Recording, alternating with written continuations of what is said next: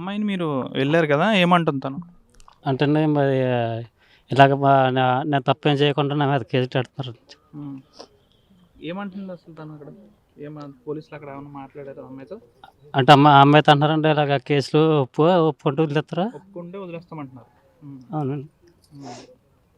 అంటే మీ అమ్మాయి ప్రేమించిన అబ్బాయి మీకేమన్నా ఎప్పుడన్నా తెలుసా? ఈ ప్రేమ విషయం మీకేమన్నా చెప్పిందా తను? లేదండి. చెప్పలేదు. లేదండి. నమ్మి అలా తనతో వెళ్ళిపోయింది. అవునండి. హ్మ్.